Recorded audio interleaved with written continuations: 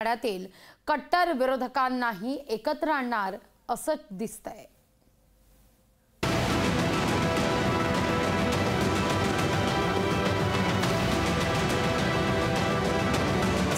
माढ्यात भाजपला आणखी एक धक्का।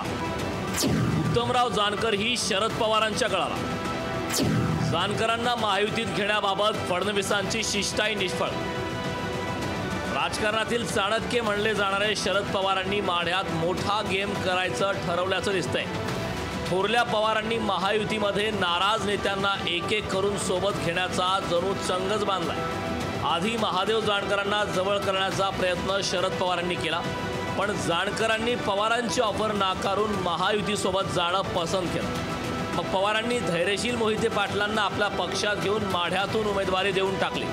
आता मोहिते पाटलांच्या मदतीने महायुतीतील नाराज नेत्यांना पवार जवळ करताना दिसतायत। खुद्द फडणवीसांनी ज्यांची समजूत काढण्याचे प्रयत्न केले ते महायुतीतील नाराज उत्तम जानकर हे शरद पवारांच्या भेटीला पोहोचले। फडणवीस साहेबांबरोबर जी आमच्या गटाच्या फायद्याची झालेली चर्चा आणि आता पवार साहेबांबरोबर विरोधकांनी आम्ही म्हणजे मोहिते पाटील आणि आम्ही ही एकत्र येऊन कशी निवडणूक पुढे न्यायची किंवा काय करायची असा महाराष्ट्रामध्ये प्रयोग झाला नाही आणि हा पहिलाच प्रयोग आहे।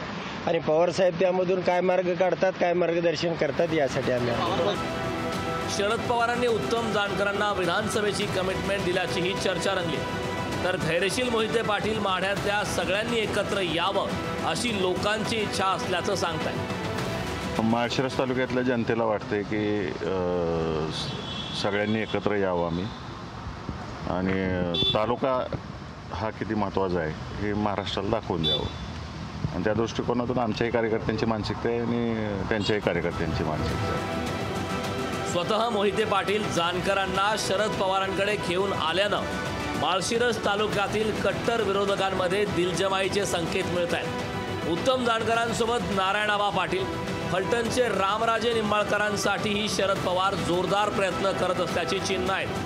त्यामुळे माढ्यात शरद पवारांची मोठी राजकीय खेळी यशस्वी झाल्याची चर्चा आहे। पुण्यावरून अमोल धर्माधिकारीसह अभिराज उबाळे, लोकशाही मराठी, पंढरपूर। लोकशाही मराठी ऐका, पहा, जागरूक रहा।